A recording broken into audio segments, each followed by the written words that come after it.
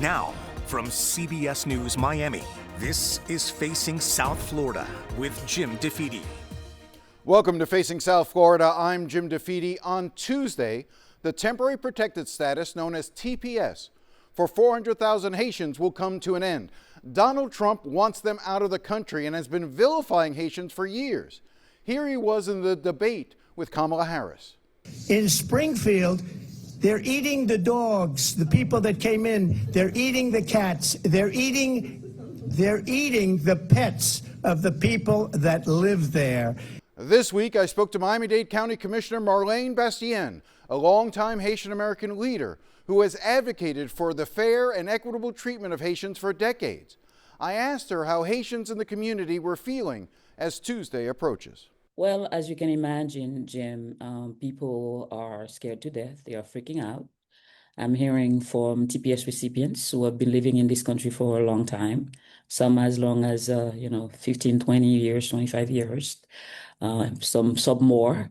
Because as you know, even though TPS was awarded after the earthquake, Family Action Network Women, the organization that I started, has been organizing around it since the 1990s, if you recall. So there are people who are beneficiaries, TPS beneficiaries, who have been here since 1988. So suffice to say, the bulk of the people have been here since after the earthquake, including all professionals from all different disciplines, medicine, healthcare, construction. They are really spread throughout the different industries in the U.S. And then now I'm hearing not only from them, because, they have children, U.S.-born children, in our schools, in our universities, in our elementary school, and then they are scared to death, asking me, Commissioner, what am I going to do? What am I going to do with my children? What am I going to do with my business? What am I going to do with my houses? And I'm also hearing from employers who are gravely concerned because 90% of the TPS recipients, which is what I call the most vetted group in the U.S., because every year for them to keep TPS, the TPS status, they have to go through a very rigid process. So they are the most vetted group of folks. And then they are hard workers. And Jim, you've worked with our groups for years and years and years and years. Haitians are hard working, trusted workers. So I'm also hearing from employers wondering, what are we going to do? Because deporting all these people, forcing these families, these hardworking individuals, these bona fide immigrants, legal immigrants, depriving them of their legal status and forcing them to go to a nation where their lives might be in danger is really beyond their understanding. And for the first time, Jim, Haitians have unbreakable faith. They believe. They always have hope. They believe in the bon Dieu bon. God is good. God will always make a way. And then I've had people asking me questions, Commissioner, why if there is a God, why would God let something like that happen? So there's a lot of fear, a lot of panic. People do not know which sense to vow to because it's a difficult situation. Let me jump in here and you talk about the businesses and the business community and that may be affected by this as well. It's almost a bit of a cliche, but there's a reason for it. It's true. There are so many Haitians working in the healthcare industry, in home care, in nursing homes that it's a thankless job in a lot of ways. It's a difficult job. And yet there are a large number of Haitians that do that. I don't think we've thought about the ramifications of what this is going to be. Talk a little bit more about that aspect of it. Yes, indeed. We got proof of that during the pandemic, right? During the pandemic, while a lot of professionals were allowed to stay home, to work from home, these hard-working individuals in the healthcare, in the nursing, doctors, nurses, they were on the job. They were on the job when a lot of us were allowed to stay home. So they are a critical, dedicated group of employees, hardworking, trusted employees that will really create a lot of instability in the work industry if this group is forced to go. I can't even fathom how they would recoup from that, because so many of them, so many of our teachers from our Dade County Public Schools, I'm hearing from a lot of teachers, pharmacists, doctors, nurses, organizers, the restaurants, hotels, all across. I've been hearing from people from all across, and I've been talking, Jim, to partners because, as a volunteer at Family Action Network Movement, FAM, the organization that I created, I'm hearing from partners in Boston, New York, Chicago. The same story is repeating itself. Ohio, everywhere. Employers are freaking out, just like the TPS recipients. Now, there are those who are going to say, hearing you talk about how some folks have been here under TPS since the late 80s or 90s, and the T in TPS is temporary, Yes. temporary protected status. So at what point, I guess there might be some of those who will say temporary protected status wasn't designed to be going on for decades. How Mhm. would you respond to them? Yes, and then I understand where they are coming from because they see the word temporary. But when you look at some countries such as Haiti, Nicaragua, El Salvador, and countries in Africa, it is temporary in as much that these countries have recovered, that they are safe. When we look at Haiti and some African nations and places where there is violence, there is a high level of violence, then you understand. And I don't think the burden should be placed on the TPS recipients. The burden should be placed on Congress, because for years we've been going to DC, meeting with lawmakers on both sides of the aisles to find a permanent path for these TPS recipients, which is much deserved. They haven't done it. This speaks more to our Congress inability to work in a bipartisan manner to find relief not only to the TPS recipients, but to the DACA recipients, to the 19 million immigrants who have been, some of them have been living here for 60, 70 years. I know TPS recipients from El Salvador. They've been here for 60, they've had TPS for 50 years. So it doesn't, and then these are countries that are still in turmoil. And then the other fact that the other point I'd like to make is that Haiti is now one of the most dangerous nation in the world. So are we saying that we should send them there because temporary means temporary? We have to address number one, the root causes of migration. That's number one. And number two, we need to address Congress's inability for the past 50 years to really find a trailblazer path for permanency for these bona fide immigrants who do everything that we ask them for. Everything. Do you think the president is racist when it comes to the way he talks about Haitians and others? Well, some of the positions that he took showed serious racial animus toward Haitians. So he has his reasons.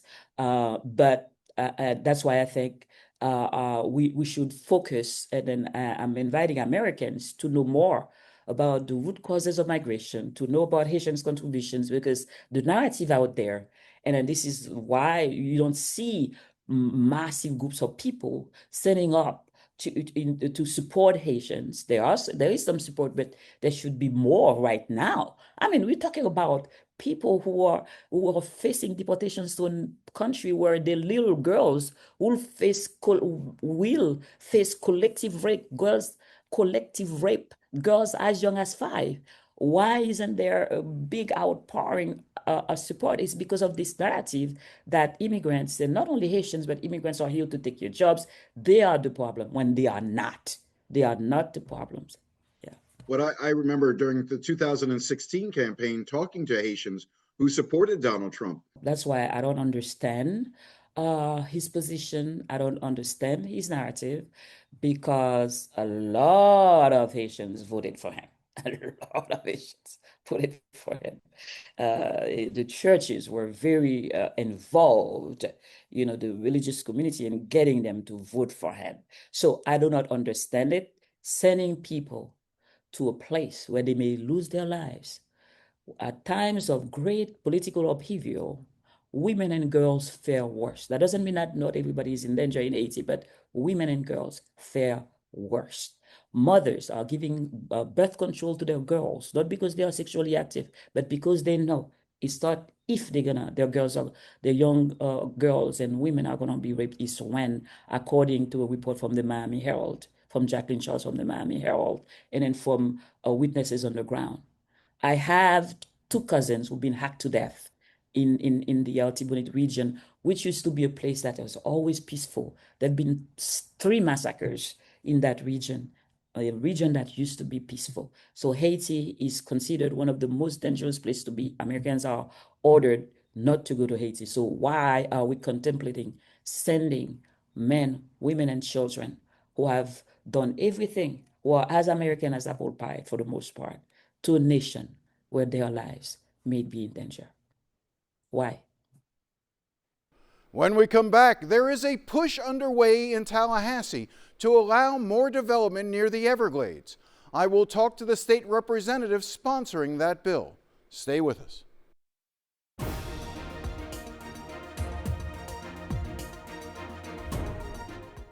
Welcome back. The Urban Development Boundary Line, known as the UDB, is a roughly 80-mile imaginary line along the western portion of Miami-Dade County. Land outside of this line is for farming, water conservation, and single-family homes sitting on 5 acres of land. Environmentalists consider the UDB to be critically important in safeguarding the Everglades. Developers, as you can imagine, have long hated it. Commissioners can move the UDB, but it requires a 2/3 vote to change the line. But the UDB is facing a new assault. State Representative David Barrero has introduced a bill that would take the first step towards forever changing the UDB. His bill would call for a study on moving the line and eliminating the need for a supermajority to make any changes. To be clear, Barrero claims he does not want to develop land inside the Everglades, but he acknowledges his bill is the latest effort to take decision-making away from local officials and run things from Tallahassee. And that's where we began our conversation. Why do you think you in Tallahassee know better than the local officials here in Miami-Dade as to how to develop that growth? Well, we hear it directly from residents. They can't afford housing. They can't afford the cost of living. And so you have to ask yourself what's causing the problems that residents are suffering from.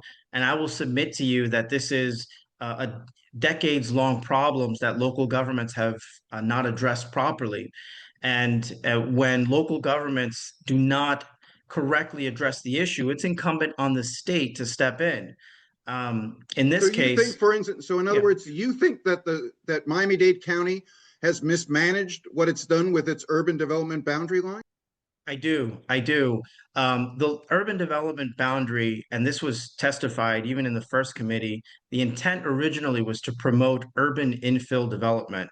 Well, I will tell you, when it was passed over 40 years ago, it was a good thing to do, particularly because we had plenty of land to plan for growth. Our urban development was so far away from that line, and we had so much room for growth that it was okay to have a line where it was at that time. But I will submit to you that we may have done too good of a job, because there is no more room for infill development. We are landlocked. We are packed into these tightly constrained boundaries that has caused land prices to be increased so much, maybe $1 million an acre, that now it's extremely expensive to buy land, to buy a home, to own a home, to rent. These costs, they trickle down from what developers pay down to what the consumers pay. And I mean, a good case in point is here in Tallahassee. If you look at buying a home in Tallahassee, you could buy a 1 acre lot maybe 2,000 square foot home, $250,000. That's a luxury in Miami-Dade. You're looking at paying $700,000, $800,000, maybe even up to $1 million for something like that. And I will submit to you that the reason why is because we haven't properly planned for growth. We've constrained development to this tightly knit area to where the only development that can exist is high density vertical. And it's caused development to become so expensive, and that cost is passed down to homeowners. I don't understand the desire to push westward into the Everglades at a time when the state is spending billions and billions of dollars to restore and protect the Everglades.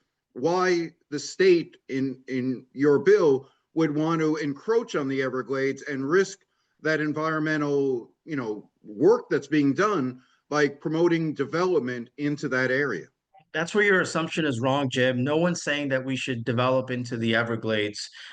We have plenty of land that is not into the Everglades where we could potentially develop on that doesn't touch our environment. It doesn't affect our water quality. It doesn't build into the gem that we have, what we call the Everglades. There's plenty of land, like you suggested, in Southwest State on the southeast corner, that, I'm talking tens of thousands of acres of land. There's area to the west of the turnpike that we could potentially build into, and really to build everything, not just housing. I'm talking industrial, mixed use, office space. But right now, what the process requires is building what we already have built on top of, and that's extremely costly. Residents are suffering so much to the point where even in my family, I'm seeing folks selling their homes and moving to different parts of the state where it's more affordable. We shouldn't force residents to break up their families, leave South Florida because it's become so expensive because of the problems that local governments have created. So, just to be clear, are you talking about development west of Chrome Avenue, for instance? There are some areas, Chrome Avenue, for instance, it's an interesting one because if you go far south enough, there's already residential developments like by Homestead. If you go further north, like north of 8th Street, you won't see any development over there.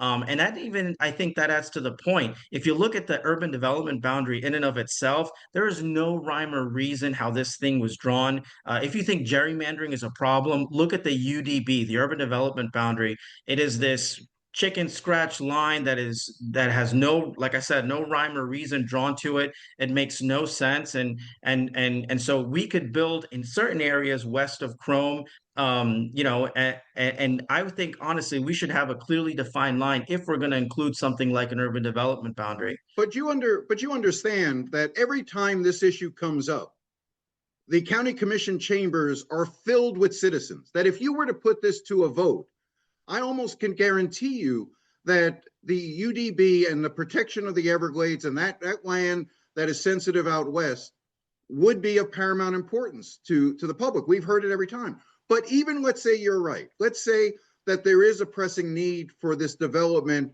west of the urban development boundary line. There is a process in place. There is a process in place to amend it by having a supermajority of the county commission. That is in our charter in Miami-Dade County. Why would you want to preempt the Miami-Dade charter if it makes all the sense that you're saying? If there is such a public outcry and such a need to develop, beyond the UDB, then commissioners would hear that from their constituents and could act accordingly. Why respond out of Tallahassee and endanger what commissioners are able to do now? Look, just because something is a preemption does not mean it's a bad thing. Let me give you an example. The state legislature has preempted local governments from regulating alcohol. They've preempted local governments from regulating agriculture. They've preempted local governments from creating their own criminal code. We preempt cities all the time. Just because something is preempted by the state doesn't mean it's a bad thing. I will submit to you that a preemption is a good thing when it creates good public policy. Now, to your second question, why a supermajority is a bad thing, and I will just say it's undemocratic to require a supermajority for something that quite frankly, it could be done, and it is often done through a simple majority vote. I don't know if you're aware of this, but most comprehensive plan amendments are done through a simple majority vote. If you have to get a super majority vote, you make it so difficult and so impossible to now where it's virtually never done in cases where it should be done. Well, but it has been done. There have been changes to the UDB that have been passed by this county commission, and they can consider them in the future. And again, I guess that's the problem that I think I hear from people down here is who on the county commissioner? Did you get county commissioners from Miami-Dade County saying that you need to preempt us down here? Are there any county commissioners who are supporting your bill? I think you can ask them for themselves, Jim. But I'm of the position that this is bigger than Miami-Dade County. This is statewide policy. This affects all counties throughout our state. And there are other counties that have taken similar positions on planning and controlling growth. I know Orange County has a similar urban expansion area. And quite frankly, it's a bad thing to have a line where you can say absolutely no growth, no development, no matter what, under no circumstances. What you are doing when you create policies like that is you are saying that you are controlling and capping the amount of supply for land and homes. That is a bad thing because you see that in places where it's been enacted, the cost of homes, the cost of housing has gotten so outrageously expensive that people can no longer afford to live there. So yes, it's incumbent on the state to act when local governments are not doing it right. I mean, I understand your desire to frame this in the context of, the ordinary homeowner who is looking to be able to buy a house and doesn't want to split their family up. But this is really a gift to developers, isn't it? Absolutely not, Jim. So let me submit to you that this bill, the origins of this bill, arose from me knocking on doors and listening to resident stories. So often have I heard that I need to sell my house because I can't afford the property taxes, I can't afford homeowners insurance, and it's all tied to the skyrocketing cost of your home. New families can't afford to buy new homes. They are so out of reach. It's So become a wait a luxury. second. But why not? So then deal with the property tax issue and the insurance issue.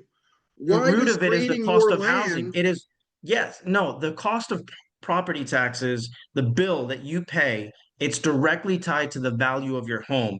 The cost of insurance, it is tied to the value of your home. As homes become so expensive, so do your property taxes and so does your insurance. And so if we can find a way to lower the cost of homes, you get it's a win-win. You lower the cost of insurance, you lower the cost of property taxes.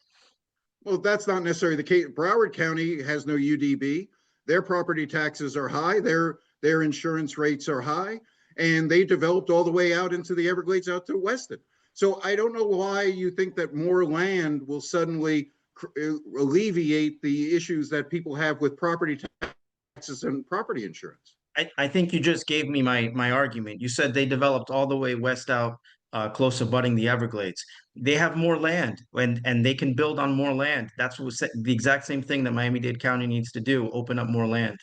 We will be following this closely. We'll be right back.